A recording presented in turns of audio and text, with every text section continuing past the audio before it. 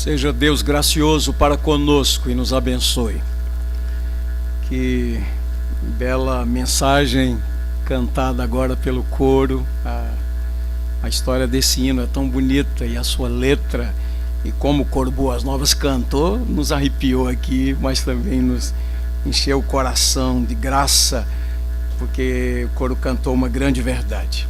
Saudamos a todos que nos ouvem aqui nos santuários, que assistem e ouvem também, onde quer que estejam. A bênção do Senhor cubra cada um e o Senhor nos ilumine os olhos do coração quando estivermos lendo a sua palavra. Pastor Kleiber está lá numa cidade que é chamada assim, a Porta do Sertão, Arco Verde, pregando na igreja presbiteriana de Arco Verde. Oremos por ele para que ele venha em paz. E o pastor Cláudio está bem, não teve nenhum outro problema, inclusive ele está aqui conosco, está tendo o privilégio de estar ao lado da sua amada esposa, né? que é tão difícil o pastor estar ao lado da esposa, então curta bem aí, pastor Cláudio. Mas ele está bem, apenas lhe foi recomendado esse cuidado de ficar mais como adorador nessa noite. Que bom saber que o Senhor está aqui, que presença preciosa, né? Verdadeiramente Ele está nesse lugar. E que bom que nós temos a sua palavra viva e eficaz. E nós vamos concluir agora o 4º capítulo da 2ª carta a Timóteo. Eu venho pregando nessa carta desde o encontro da família, naquele período de carnaval. Pomos capítulos 1º, 3º, terminando agora o 4º e o 2º, numa outra ocasião que Deus providenciar. Eu queria lhe convidar então a abrir a Bíblia, 2ª carta de Paulo a Timóteo, 4º capítulo, a partir do versículo de número 9.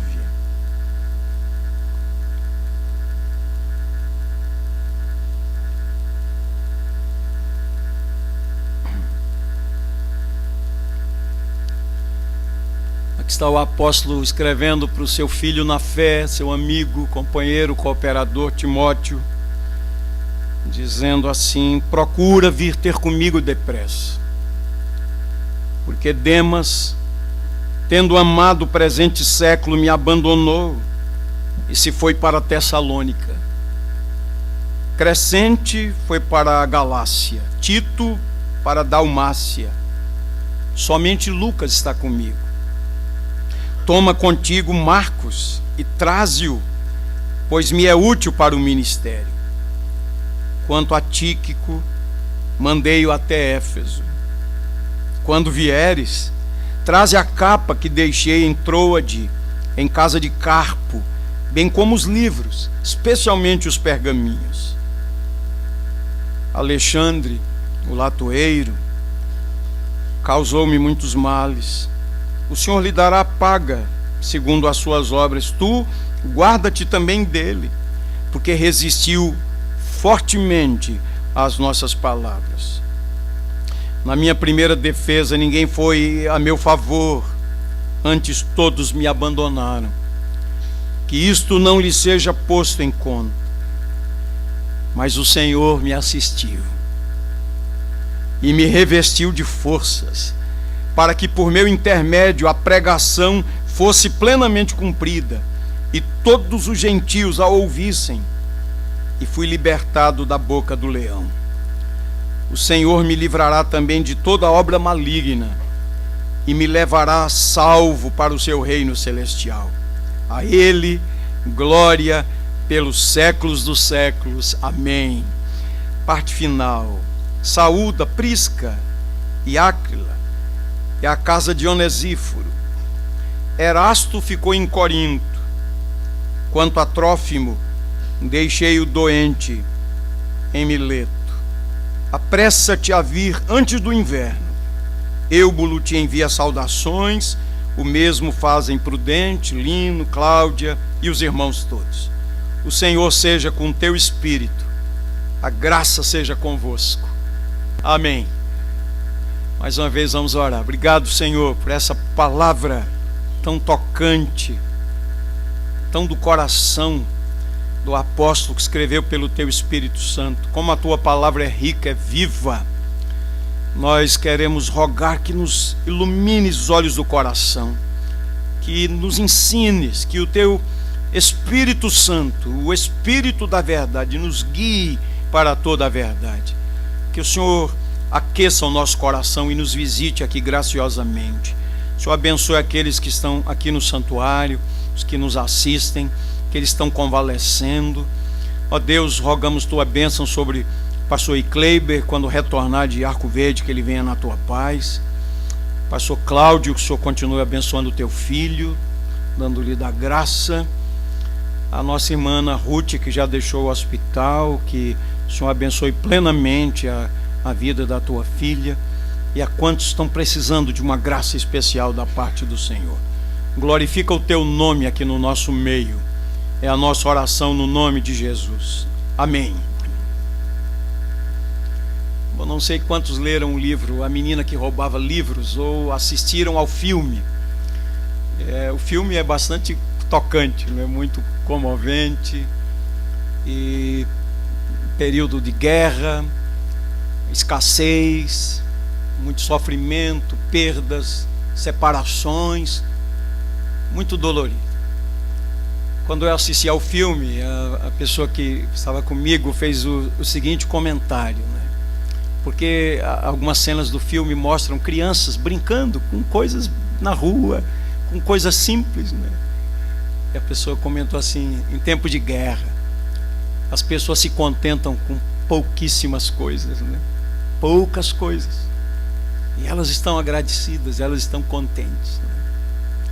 Aí me lembrei do pastor Francisco Leonardo, uma vez falando sobre gratidão.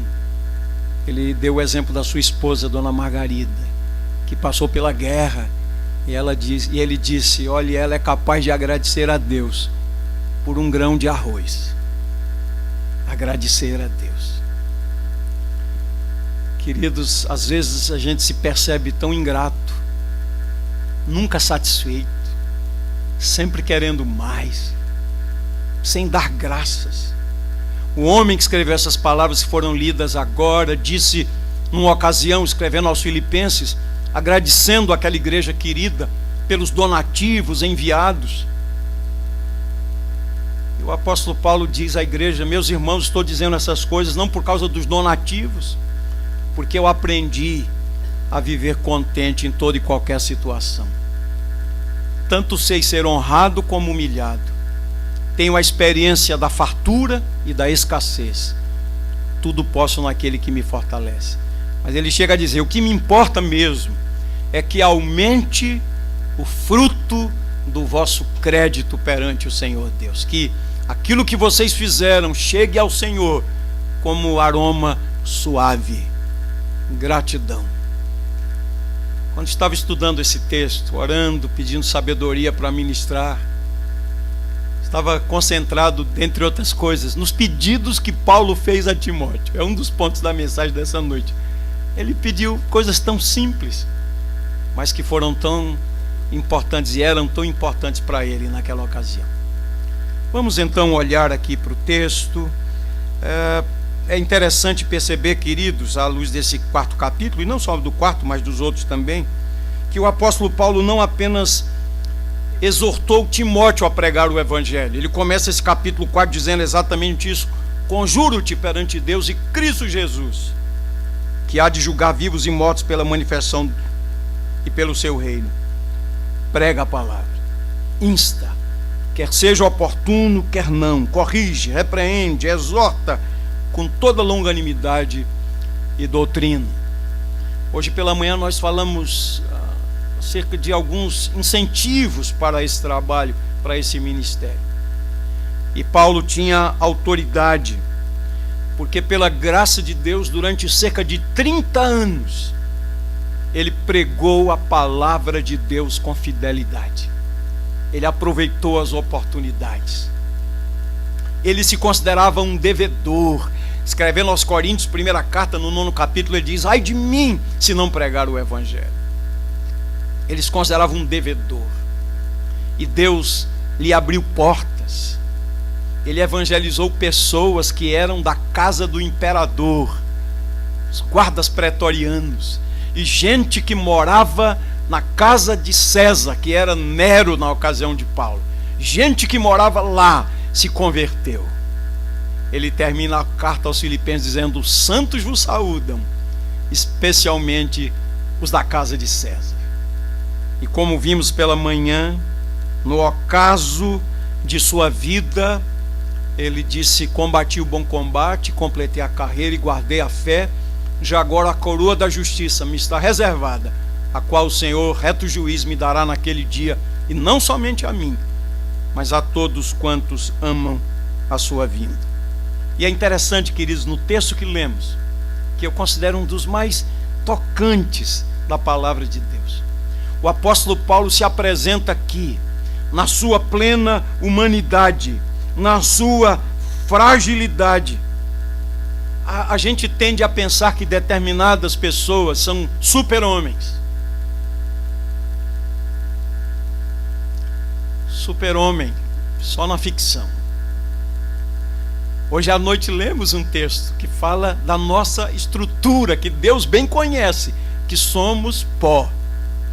E o apóstolo Paulo, conquanto pela graça de Deus, um gigante da fé, era um homem de carne e osso, um homem com a mesma natureza, as mesmas inclinações, as mesmas paixões que as nossas. Um homem que dizia, não por uma questão de retórica, mas porque ele tinha essa consciência mesmo: eu sou o principal dos pecadores, eu não sou digno de ser um apóstolo, eu persegui a igreja do Senhor. Um homem com necessidades humanas comuns. E eu queria dividir essa exposição em 3 partes. Primeira parte, percebam, queridos, que a maioria dos versículos lidos, a maioria descreve a sua difícil situação, inclusive a sua solidão. E eu quero enfatizar um dos pontos hoje à noite sobre solidão. Olhando aí versos 9, 10, 11 e 21, vejam, todos, exceto Lucas, todos tinham ido embora. Todos me abandonaram, ele diz, somente Lucas está comigo, o médico amado. É certo que nem todos o abandonaram porque estivessem descomprometidos com ele, não. Alguns foram pregar em outros lugares. Você pode ler aí versos 10 a 12.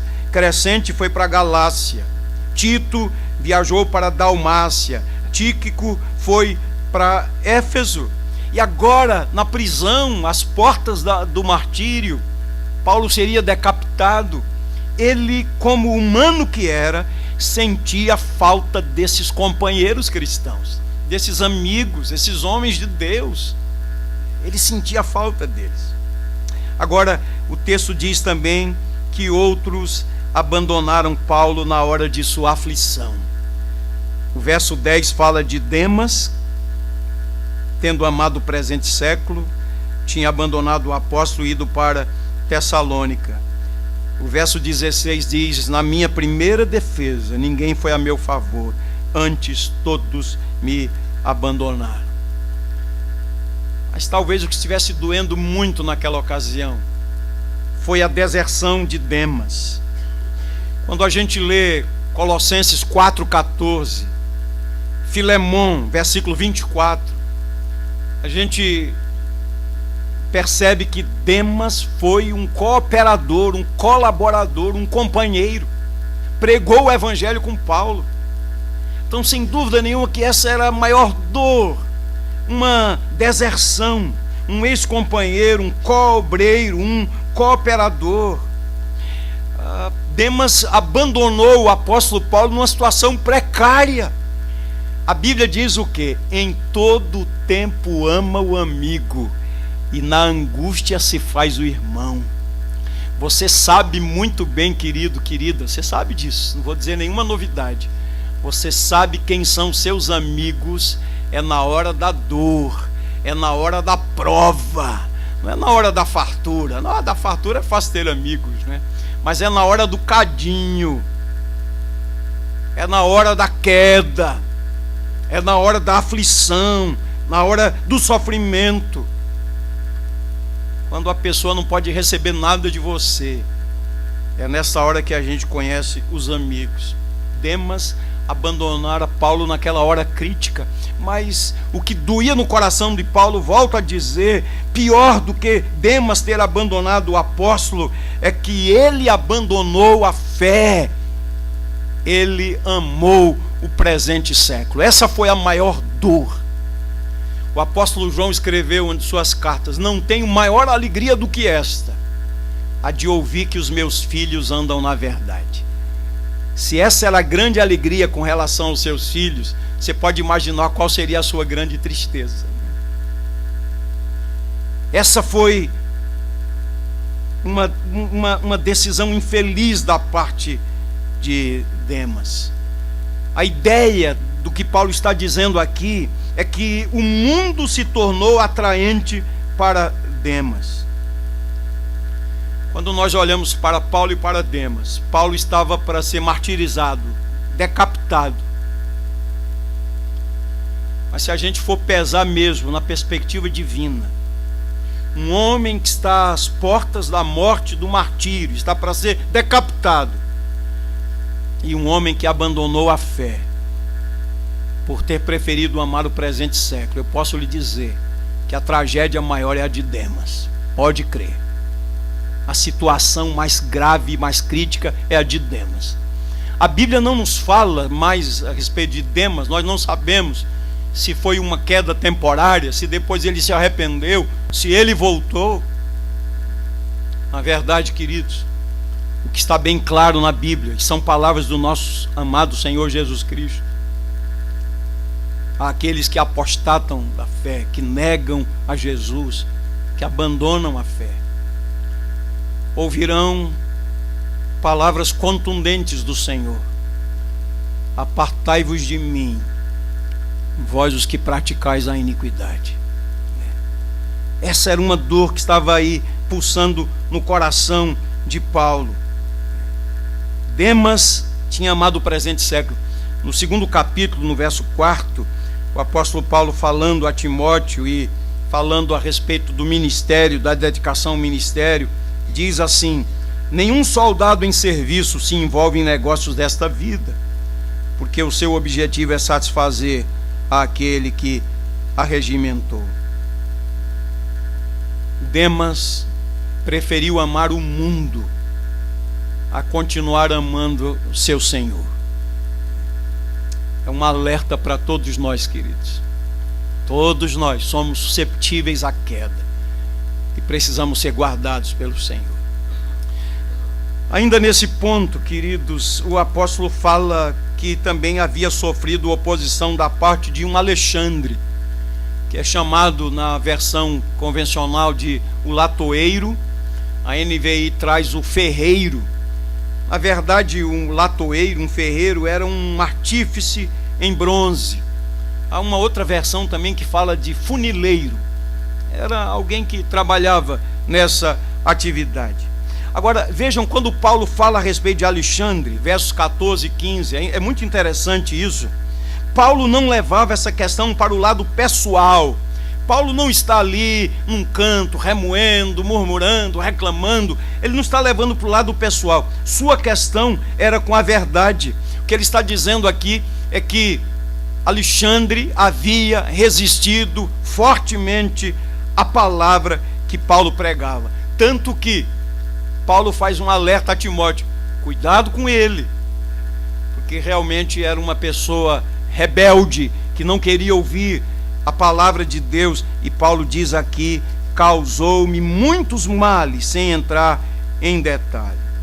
Outra verdade que ele diz, para mostrar esse seu momento: ninguém fora a seu favor em sua primeira defesa. Imagine só, ninguém apareceu para apoiá-lo. Mas o que é glorioso e maravilhoso é que naquela situação Paulo não desfaleceu, pois o Senhor permaneceu ao seu lado. Olha que coisa linda, queridos.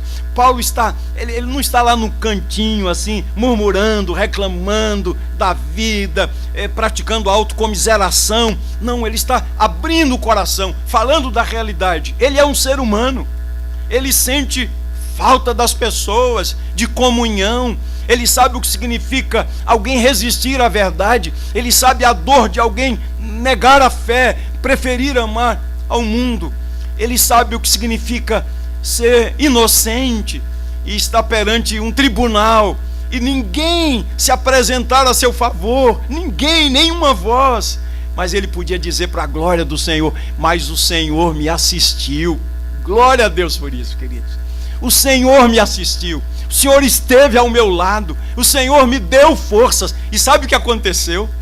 Paulo aproveitou aquela ocasião no tribunal para falar do Senhor Jesus.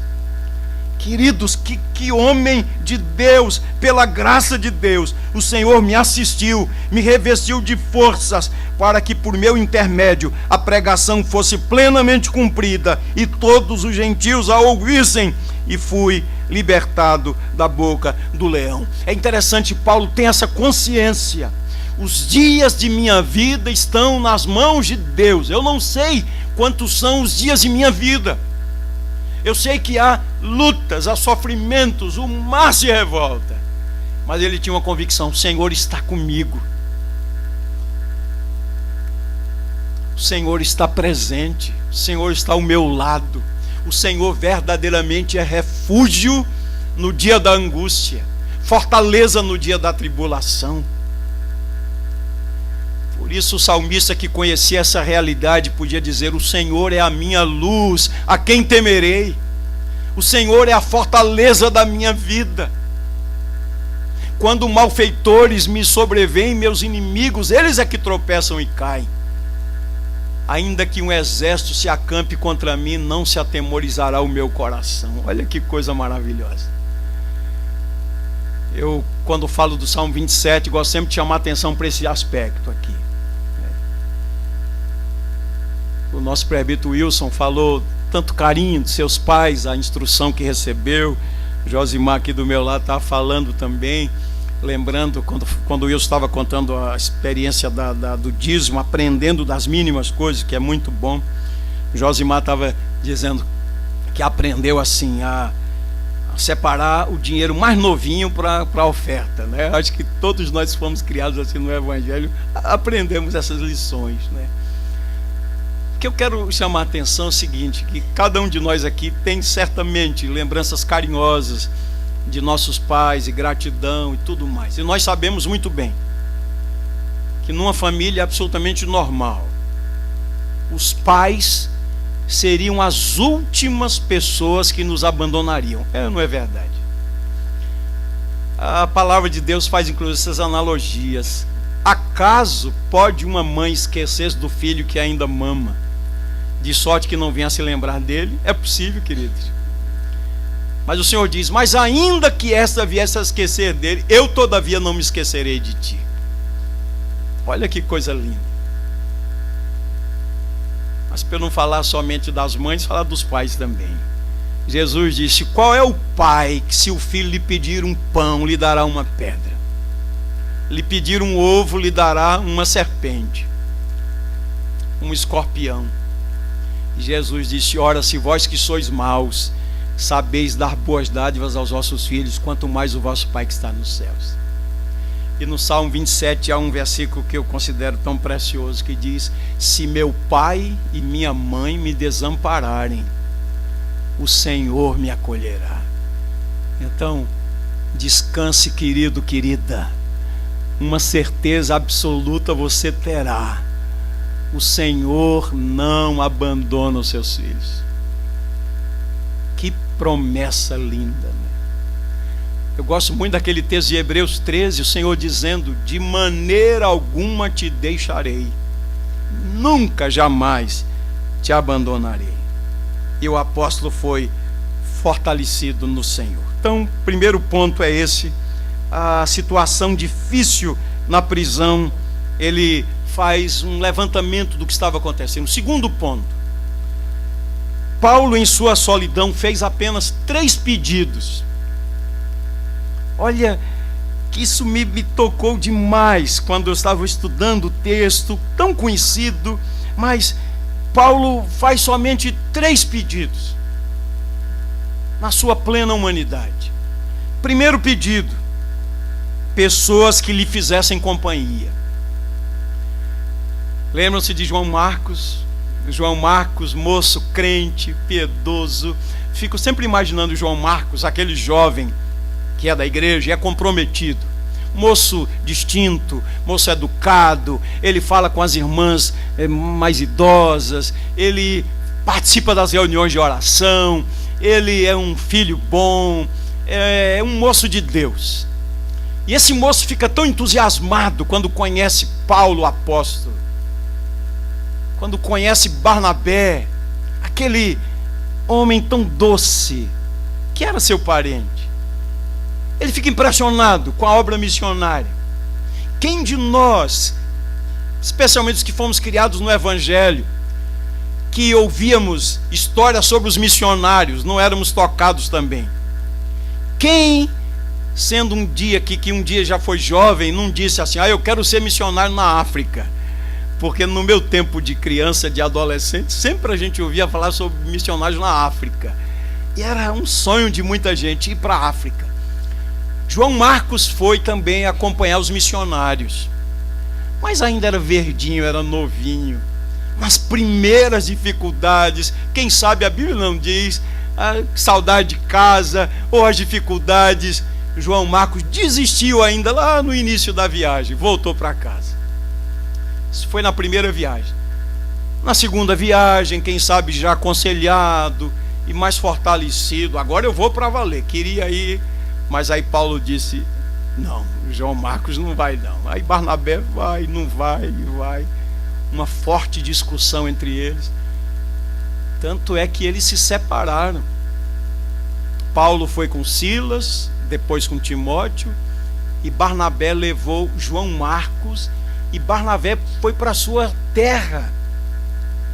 E a Bíblia nos mostra isso, a gente pode inferir que Barnabé fez um trabalho precioso com João Marcos, o que é uma lição para a igreja, queridos. Às vezes na igreja é assim: alguém falhou, alguém começou o ministério bem entusiasmado, queria fazer e planejou e tal e tal e tal, começou, tomou a posse do 31 de dezembro, lá para março e abril já está meio desanimado, em maio já não está mais no ministério. Geralmente gente assim fica queimada na igreja. Fulano de tal, de jeito nenhum. Cicrana, essa aí não tem jeito do ministério, é aquela que começa as coisas e não termina. E às vezes, queridos, nós taxamos as pessoas assim e elas ficam marcadas. Nós precisamos muito da graça de Deus para agirmos como Barnabé, que investiu em João Marcos. E agora, queridos, qual é o pedido que Paulo faz? Um dos pedidos: traze-me João Marcos, porque ele me é útil para o ministério. Olha que coisa linda. Nem João Marcos ficou chateado, porque crente em Jesus não fica amuado, guardando mágoa para o resto da vida. E Paulo teve a humildade para reconhecer que João Marcos foi plenamente restaurado. Estou dizendo sobre isso porque às vezes no meio da cristandade tem esse problema. Não se fala mais com fulano nem com cicrano, teve um problema lá, faz muito tempo, evita-se a pessoa, não fala mais com a pessoa. Isso é tudo menos cristianismo, querido. Isso é muito da carne, é carnalidade, não cristianismo. Paulo foi humilde para reconhecer. João Marcos também estava aberto. Nós não sabemos como foi esse encontro, nem se aconteceu esse encontro, mas ele diz: ele, um ex-desertor, agora reintegrado e útil. E o outro pedido pessoal é Timóteo, que ele diz: procura vir ter comigo depressa. E mais adiante ele diz: apressa-te antes do inverno. Era um filho na fé, um companheiro, um cooperador, um amigo dileto. Esse foi um pedido de Paulo. Pessoas que lhe fizessem companhia. E eu queria dizer, queridos, que sentir falta de pessoas não representa falta de espiritualidade. Obviamente, quem nos basta plenamente é o Senhor, mas Deus nos fez pessoas. Deus nos fez para relacionamentos. Nós somos seres que precisam de outras pessoas. E na verdade essa figura está muito clara nas Escrituras Sagradas, que eu vou falar mais adiante sobre isso. Não há dúvida que a presença do Senhor é a mais preciosa e a mais imprescindível. Inclusive, é a única presença que não falha. Mas a presença de pessoas faz bem à nossa vida também. Primeiro pedido. Segundo pedido, uma capa que o aquecesse. Eu já falei aqui em outra ocasião, naquele contexto social, a capa era um instrumento dos mais pobres, servia para lhes proteger do frio. Estão lembrados aquele Bartimeu, cego mendigo, quando Jesus ia passando por Jericó, ele ouviu, tem algum movimento diferente aí, o que é que está acontecendo? Perguntou, alguém disse, é Jesus está passando, e ele começou a clamar, Jesus, filho de Davi, tem compaixão de mim, tem misericórdia de mim. E alguns mais abusados disseram, cala a boca aí, Jesus não vai lá parar para dar atenção a você, né? Mas a Bíblia diz que ele insistia mais e mais e gritava, tem misericórdia de mim. Jesus parou, Jesus olhou para ele, Jesus foi ter com ele. E a Bíblia diz que ele de um salto lançou de sobre si a capa. Então era um pobre que estava ali se protegendo do frio. E é esse pedido que Paulo fala, voltando lá a mina que roubava livro. Em tempos de guerra as pessoas se contentam com poucas coisas. E na verdade, queridos, nós deveríamos ser mais agradecidos pelo básico, pelo essencial. Isso é um ensinamento bíblico escrito por Paulo, ensino do Espírito Santo. Tendo o que comer e com o que nos vestir, estejamos contentes, gratidão. Alguém disse, se tivéssemos mais louvor nos lábios, teríamos menos murmuração, mais louvor, mais gratidão. Ele pediu uma coisa tão simples, uma capa. E o terceiro pedido, os livros, especialmente os pergaminhos, que o mantivessem ocupado, edificado, a palavra de Deus e talvez alguns dos seus escritos também. Era isso, queridos. Essas eram as três necessidades, tão pouco, mas supririam muito bem o apóstolo naquela ocasião. Queria deixar para sua reflexão essa lição, para que haja mais gratidão e mais louvor nos nossos lábios, e mais contentamento. Terceiro e último lugar, nós temos aqui no verso 11 e nos versos 19 a 21, o que eu quero chamar aqui de uma lista de bons companheiros. Então queria pensar agora no aspecto que eu disse, que iria falar da solidão. Estava lendo algumas matérias sobre solidão, estava vendo algumas afirmações. Tem crescido o número de pessoas que moram sozinhas numa casa. Tem acontecido um fenômeno interessante aqui no Brasil. A expectativa de vida tem aumentado e, em geral, as famílias têm diminuído. E em famílias menores, as pessoas hoje estão muito ocupadas.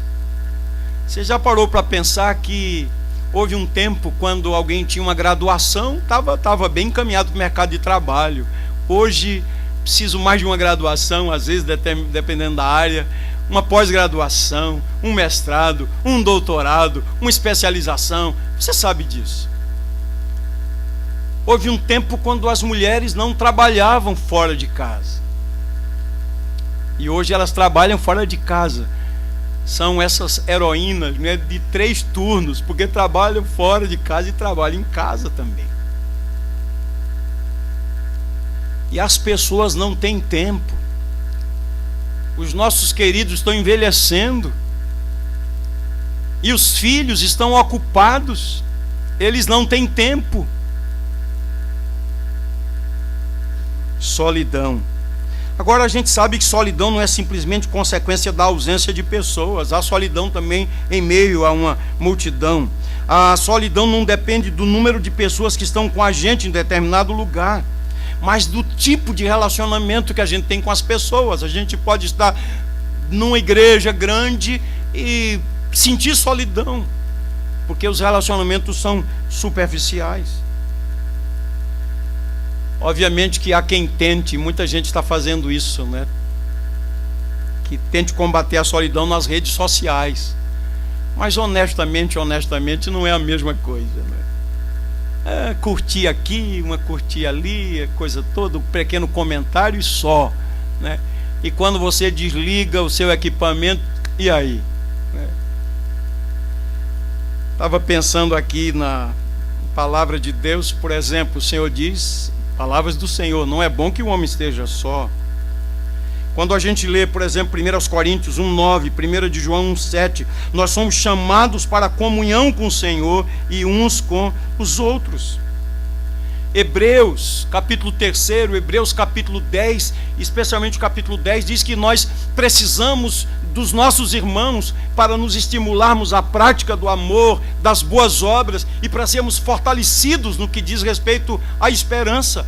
Hebreus 10, 25, não deixemos de congregar-nos, como é costume de alguns, antes façamos admoestações, e tanto mais quanto vedes que o dia se aproxima. E ele fala nesse contexto para nos estimularmos ao amor e à prática das boas obras. Nós precisamos da comunhão dos nossos irmãos. E nessa lista aqui, que eu estou chamando de os bons companheiros de Paulo, ele fala de Lucas, a quem ele chama de um médico amado. Olha que afirmação preciosa a respeito de Lucas, o médico amado. Áquila e Priscila, como a gente precisa de casais assim na igreja. Você olha como esse casal foi precioso na vida de Paulo. Estiveram com ele em Éfeso, estiveram com ele em Corinto, estiveram com ele em Roma. A casa de Áquila e Priscila sempre serviu para acolher a igreja. E eles foram preciosíssimos na vida de Paulo. Onesíforo, sobre ele falamos lá no nosso encontro em Bonito, né? E há uma afirmação de Paulo sobre esse Onesíforo, no capítulo 1, verso 16.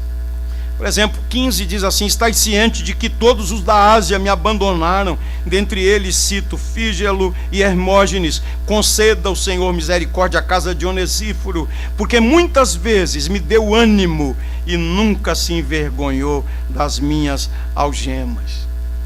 Paulo fala de Erasto, possivelmente esse Erasto era aquele tesoureiro de Corinto e que depois foi missionário na Macedônia, um homem especial na vida de Paulo.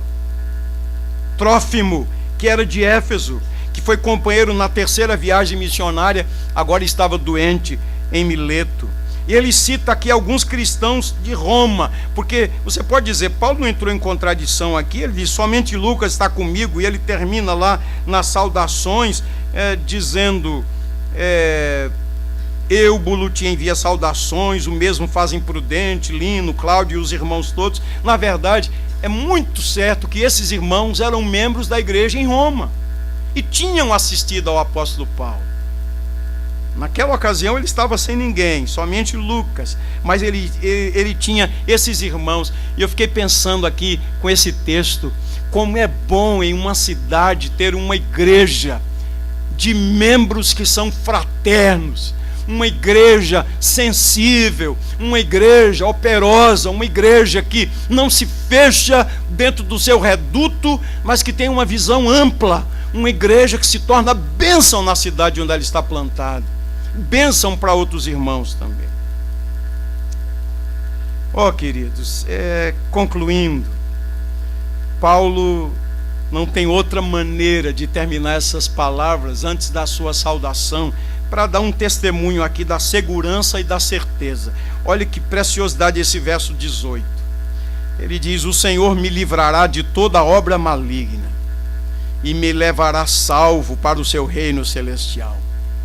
Ele está dizendo aqui, o Senhor me consolará, o Senhor preservará a minha fé, o Senhor me sustentará em fidelidade, o Senhor me consolará na hora mais aguda da minha vida, quando eu estiver naquele último momento da vida, o Senhor estará comigo e Ele me receberá na glória. é uma afirmação semelhante à de Asaf no Salmo 73, depois de quase ter se desviado da fé, porque começou a olhar para a prosperidade dos ímpios e o sofrimento da sua vida, e chegou a pensar: inutilmente conservei a minha integridade, porque a cada manhã sou afligido, e olhando para a prosperidade dos ímpios, até que ele entrou no santuário de Deus e atinou para o fim dos ímpios. Mas depois ele dá um testemunho pessoal: quanto a mim, quem mais tenho eu nos céus? Não há outro em quem eu me compraza na terra. Tu me seguras pela tua mão direita, tu me guias com o teu conselho e depois me recebes na glória. Era essa a convicção de Paulo, e ele termina assim, falando de segurança e de certeza. Louvado seja o nome do Senhor, queridos. Que aplicações a gente pode fazer diante dessa palavra de Deus para nós? Queria fazer 3 breves aplicações. Em primeiro lugar, que eu quero lhe dizer, você que assiste, você que está aqui, eu digo ao meu próprio coração, com base na palavra de Deus: nas horas mais difíceis, nas horas mais agudas, a presença do Senhor é certa. Saiba disso. O salmista, Salmo 34, começa dizendo: bendirei o Senhor em todo o tempo, seu louvor estará sempre nos meus lábios. Gloriar-se-á no Senhor a minha alma, os humildes o ouvirão e se alegrarão. Engrandecei o Senhor comigo, e todos a uma lhe exaltemos o nome. E ele diz: busquei o Senhor, e ele me acolheu, livrou-me de todos os meus temores.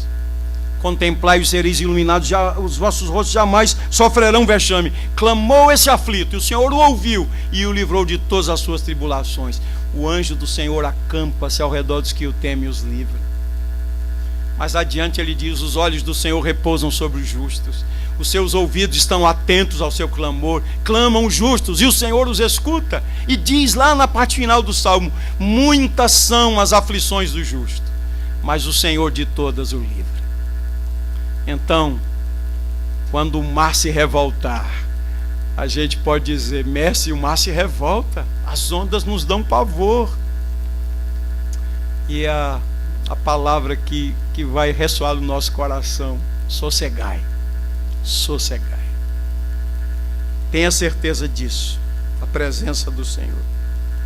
Segunda aplicação: as aspirações tão simples do apóstolo Paulo muito nos ensinam a respeito da gratidão e do contentamento. Quero enfatizar isso novamente: que brote mais louvor e mais gratidão do nosso coração.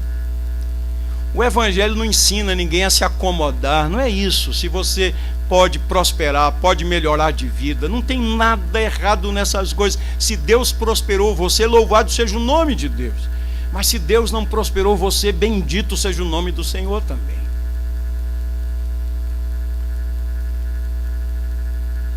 Gratidão. Paulo se contentava com coisas tão simples. Gratidão. E terceiro lugar, um desafio: o que podemos fazer para assistir os solitários que estão tantas vezes perto de nós, às vezes na nossa família, na nossa própria congregação? Isso vai demandar uma outra mensagem para outro dia, falarmos sobre isso, questões práticas. Mas como aquelas pessoas foram importantes para Paulo?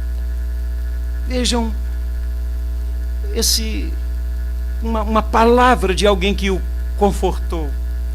Você pode ver Lucas como médico, e eu sei que nós temos aqui alguns médicos e estudantes dessa área de saúde, medicina, ou outros da área de saúde.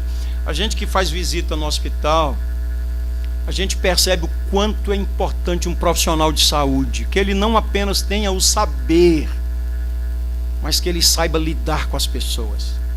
Um médico que sabe ouvir, um médico que respeita o seu paciente.